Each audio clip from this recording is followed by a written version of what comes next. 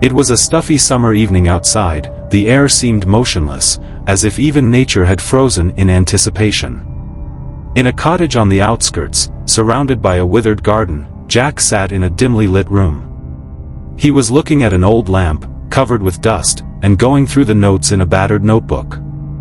Jack worked in the customer service industry, a tedious routine where every minute you need to be as polite, smiling and helpful as possible.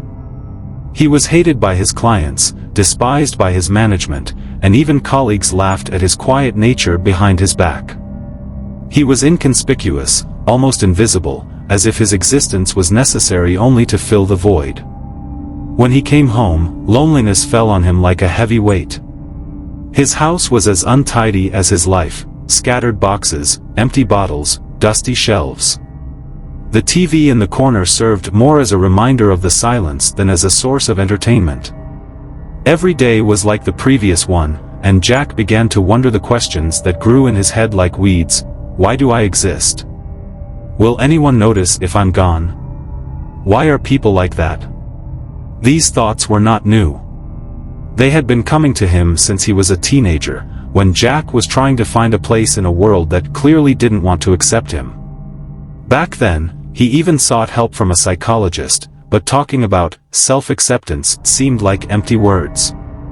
Over time, he learned to hide his feelings behind a polite smile, but there was something boiling inside that he couldn't control. Over time, his loneliness became his refuge. In his room, he began to write down thoughts that he could not voice. His notebook was filled with phrases like, "People are just masks. Take off your mask and you will see the beast. How much pain does a person need to stop being human? Living among them is like being a wolf in a cage." These records were getting darker and darker. He didn't just write down his thoughts, he analyzed the people around him. He observed their habits, their weaknesses, their fears. There was a separate section in the notebook where Jack described his colleagues in detail. Each of them had their own portrait. Louise, the manager, beautiful, but mean. There is a glint of power in his eyes. Her laugh sounds like a knife on glass. Ken, the guard, he talks a lot, does little. He thinks that jokes make him interesting. Sally, a young intern, too naive. She hasn't realized yet that the world will crush her. But there were especially many entries about a client who regularly came into the office and was rude to everyone without exception. Jack wrote. He thinks the world is made for him. He wants to be served like a king, but is not even able to say, thank you. How easy it would be to shut him up forever. These thoughts were a kind of therapy for him. After writing them down, he felt relieved. But one day it wasn't enough. One evening, returning home after a long day at work, he suddenly felt a strong desire to do something. His thoughts became even louder. What if I do something? If I show them that I won't take it anymore? How will they react? He stopped at a hardware store window. There was duct tape, ropes, and a small set of tools on the shelf. His gaze lingered on the long-bladed knife. That night, for the first time, Jack felt a strange mixture of fear and excitement. He returned home and opened his notebook to a new page. He started planning. Jack was sitting at the kitchen table, lit by a single lamp, and flipping through his notes. His hands were shaking, but not from fear, from impatience. He no longer doubted that his thoughts were not just an abstraction.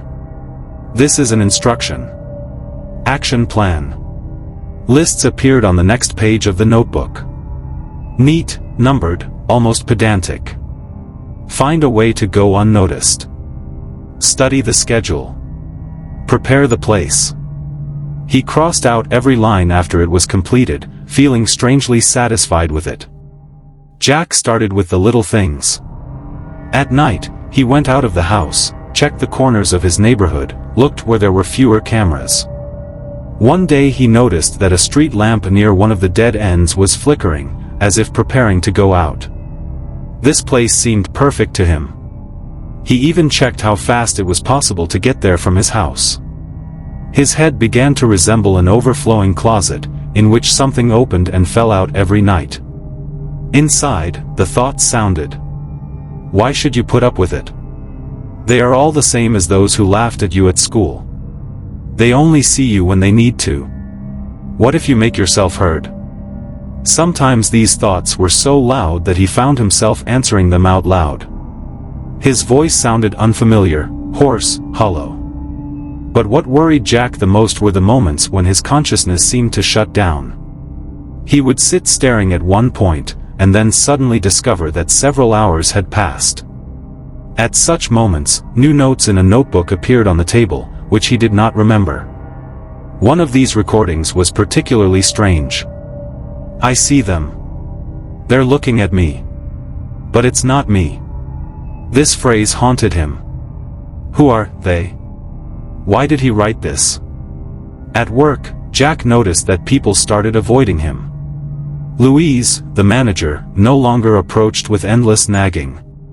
Ken, the guard, stopped telling his annoying jokes. Sally didn't look him in the eye at all. It didn't bother him, quite the opposite. He felt that his loneliness had become something of a force. One day, during his lunch break, he noticed the customer he hated the most. This man, thin and always in an overly expensive suit, entered the office waving his hand and loudly demanding immediate attention. Jack stared at him through the glass, watching him give out instructions as if he were a king. That night, a new page appeared in the notebook. He's the first. I have to do this. The next day, Jack waited for the client to leave the office and head to his car. Everything was thought out. Jack kept duct tape, plastic wrap, and ropes in the trunk of his old car. His heart was pounding as if it was about to jump out of his chest, but his thoughts were crystal clear. When he drove up to the client, of course, he did not recognize him.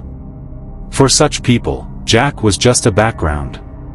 An inconspicuous creature. He opened the car window and said, "I'm sorry, something fell down."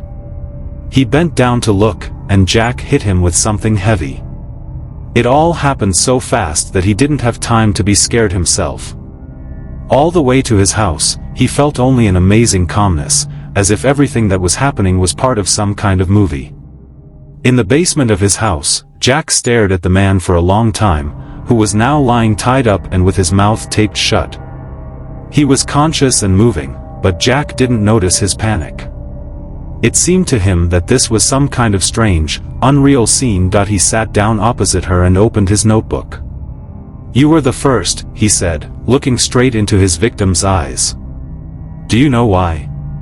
He waited for an answer, but all he heard were muffled screams. "Because you remind me of all the people who made me feel insignificant. You think you're better than others, but what are you without your costume? What are you doing without your car?" His voice was getting louder, and his hands were starting to shake. "You didn't even remember my face, but I remembered yours. I remembered every detail. Your manners, your words." He paused, clutching the notebook so that the skin on his knuckles turned white. His victim stopped moving, as if realizing that this was not just a random attack. Jack suddenly stood up abruptly. He went to the shelf where the tools were stored and selected a hammer. "You know," he said, sitting down opposite me again, "I've read that people tend to give up when they realize that no one can save them. I wonder how long it will take you to figure it out." The next morning, Jack woke up in his bed. The sun was shining through the curtains, and for a moment everything seemed normal. But when he went to the kitchen, he saw drops of dried blood on the floor. The basement was empty. No body, no signs of a struggle. It looked like nothing had happened. In a panic, Jack rushed to his notebook. There was a new entry on one of the pages. "You did it. You know it's true." His breathing quickened. He didn't remember what happened last night. I didn't remember how he removed the body. But deep down, he knew it wasn't a dream. In the following weeks, he began to notice that he was surrounded by strange looks. The neighbors avoided him. His colleagues did not talk to him. Even Louise, who had always been confident and domineering, now crossed to the other side of the corridor if she saw him. But the real strangeness began when he found an envelope with no return address on his porch. There was a photo inside. It showed him, Jack, standing in the basement with a hammer in his hand. On the back of the photo was written, "We know." Jack froze with the photo in his hands. His gaze wandered between the image and the inscription on the back. "We know." Two simple but brain-tearing words. Who? How? He felt his heart begin to pound wildly, and his palms were sweating. His throat felt dry, as if he had swallowed a lump of glass. Instinctively, he went to the window and opened the blinds a crack. Everything looked as usual. The neighbor's cat was lying sleepily on the porch, teenagers were playing basketball outside. No one was looking in his direction. Jack slammed the blinds shut and started pacing around the room. He checked the doors, windows, locks. Everything was in its place, no signs of forced entry. So someone came while he was at home? Or while he was sleeping? He tore open the envelope and threw it in the trash. He wanted to destroy the photo, but something stopped him. He hid it in one of the books on a dusty shelf. Then he sat down at the table and opened a notebook. "I have to figure it out," he said aloud, as if trying to convince himself. On the page he wrote, "Someone saw it. Someone was there. They want me to know. But it's not just a threat," he thought. If they wanted him caught, they would have called the police long ago. It was a challenge. Game. The next day, despite a terrible night, Jack went to work. The office seemed even more alien than usual. His colleagues were clearly avoiding him. Sally, the intern, dropped the folder at the sight of him and hurried away without even glancing in his direction. Louise pretended to be on the phone, just to avoid making eye contact with him. When Jack sat down at his desk, he noticed that there was a piece of paper on his keyboard. A simple white note with the inscription, "There's no stopping you. But you have to be careful." Jack felt a chill run down his spine. His head began to throb with tension. He looked around, but none of his colleagues were looking in his direction. They looked busy, but too self-absorbed, as if they were deliberately avoiding him. He quickly put the note in his pocket and went back to work, although he couldn't concentrate on anything. It seemed to him that someone was watching every corner. In the evening, sitting in his car, he reread the note. "My thoughts were spinning like in a whirlpool. Who are they? Why don't they go to the police? What are they trying to achieve?" He returned home in complete darkness. When he opened the door, he felt a strange feeling. The air in the house was heavy, as if someone had been here recently. But nothing was missing. There were no signs of forced entry, no signs of anyone else's presence. Jack opened his notebook again. He started to write, but suddenly noticed that one of the pages was completely covered. Although he did not remember writing it, the lines were fast, sweeping. "You can't stop. They're watching. They want you to keep going. It's their game." Jack threw down his notebook in a panic and clutched his head. These are not my thoughts. But how could he be sure? These memory lapses became more frequent. He went to the shelf, took out the hidden photo and looked at it again. He had a look of anger on his face, a hammer in his hands, but most of all he was struck by the expression in his eyes. It was him, but it was like someone else. Jack hardly left the house for several days. He boarded up the windows, locked all the locks and checked them every hour.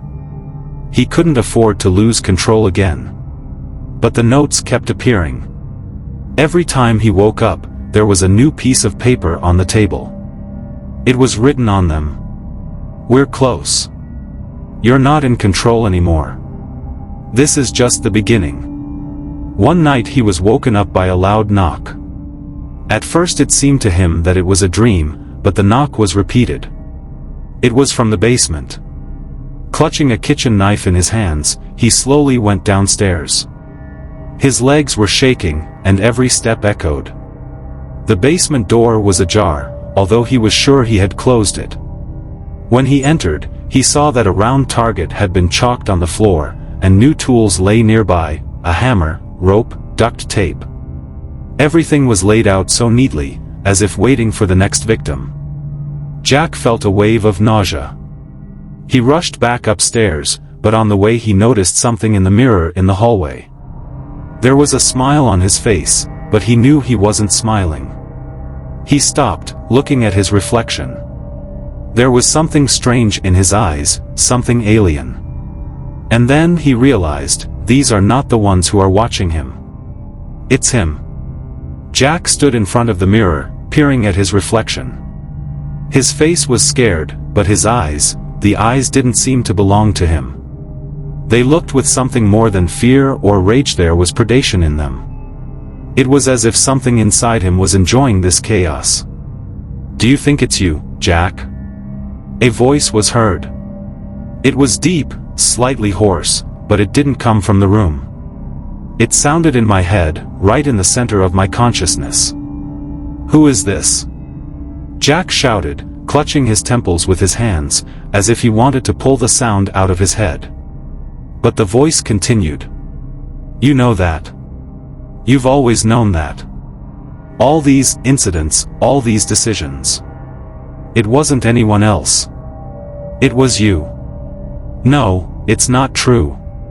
Jack squeezed his eyes shut, pushing the words away, but the voice grew louder, as if penetrating his mind. Do you want to know the truth? Come on, Jack, remember. The voice laughed, loudly, coldly. Remember the feeling when you first picked up this hammer. Remember how it was, right? Images began to pop up in Jack's head. Fragments of memory, which he carefully stuffed into the deepest corners of his mind. He saw himself in the garage at night. His hands were shaking, and there was a hammer in them, covered with something dark and sticky. There was something on the floor. Someone. The voices were there then, too, pushing, persuading. You did it because you wanted to. You felt the warmth spreading inside you, the fear disappearing. You were free. Shut up. Jack slammed his fists against the mirror. The glass shattered into small pieces, blood flowed from his palms, but the voice did not stop. Do you think it's my fault? Do you think someone else did it? No, Jack. It's always been you. The voices were getting louder every day. They talked to him even when he was trying to concentrate. They prompted, pointed, sometimes even joked, but always with one goal, to make him remember, so that he would accept them. Sometimes the voices argued among themselves. One of them was calm and almost gentle, but the other was rude, with pressure, with a thirst for action. You can't deny it forever, a gruff voice was saying. You know you liked it. It's not him, a second, quieter voice interrupted. It's you. You made him. You pushed him into this. Me? Rude was indignant. I just opened his eyes. He's always been like that. I was just afraid to admit it. Jack was sitting on the floor, clutching his head. He was shaking, feeling his consciousness begin to crack like glass under a heavy hammer. That's enough. Stop it. He shouted, but the voices only grew louder. Look at your hands, Jack, the gruff voice said again. Jack looked down and saw that his palms were covered with something dark again. He blinked and everything was gone. But the feeling of stickiness remained. At night, when he tried to sleep, the words started spinning in his head. Simple phrases, but they sounded like commands. They're watching you. You know what needs to be done. Show them who you really are. He couldn't figure out who they were. Were they neighbors? Colleagues? People from the street? Everyone he met now looked suspicious. Every look seemed intent, every word a hint. At some point, Jack heard the door to his bedroom creak. He turned around abruptly, but the room was empty. "Are you afraid, Jack?" A familiar voice sounded. "You don't have to be afraid. You need to enjoy yourself." Jack jumped out of bed and began rummaging through the closet, pulling out clothes, old things. Suddenly he came across a box that he did not remember. Opening it, he found several items that made his heart stop. A roll of duct tape. Rope. Blade. It was all in a box, neatly wrapped like trophies. "Where did I get this?" he whispered, not believing his eyes. "It's always been yours. You just didn't want to remember," the voice replied. Jack began to notice that his habits were changing. At work, he became more withdrawn, almost invisible. It seemed to him that everyone knew. When someone looked at him for too long, he felt something boiling inside. "You have to show them. You're not a wimp, Jack. You're the one in control." One day, he couldn't stand it and sharply shouted at one of his colleagues, who asked if everything was okay. Jack ran out of the office and never came back. At home, the voices did not subside. They began to push him to take action. "You've been ignoring us for too long. It's time to continue what we started." Every time he passed by the toolbox in the basement, his hands started to shake. His gaze lingered on the rope, on the hammer. One night Jack heard a knock. Through the door. But when he opened it, he saw no one. Just another note on the floor. "They know, but we see them. You will win."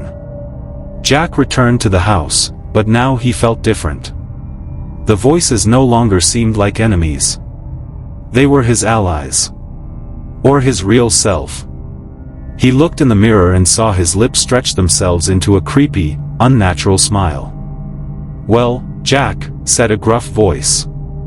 "Are you ready to continue?" Jack could no longer deny what was going on inside his mind. The voices became unbearable. Every day they pushed him to the edge of the abyss, and sometimes over it. However, at one point, everything changed dramatically. He woke up in the middle of the night from a suffocating feeling as if someone was holding him by the throat.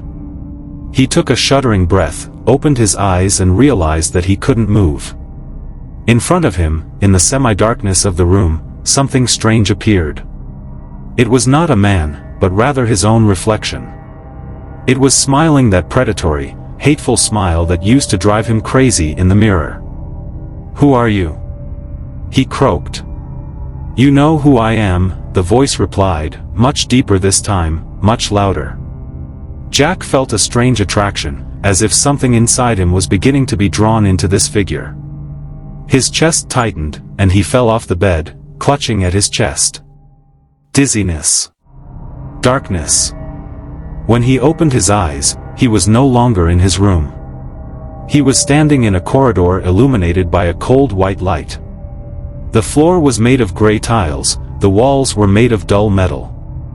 There was a door at the end of the corridor, and voices were coming from there.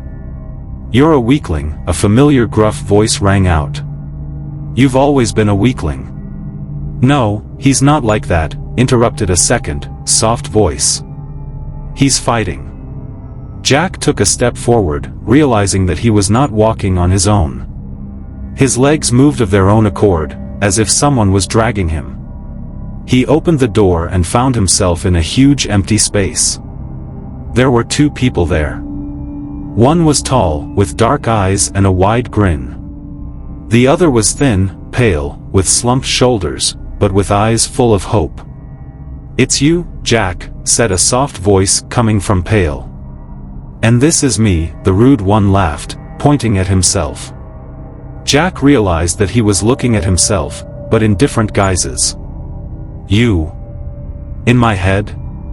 "Not only that," the rude one replied. "We are real. I've always been a part of you."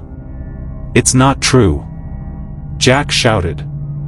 "No, it's true," a soft voice interrupted. "You're a vessel, Jack. They put the two of us in you. Settled? Jack was confused.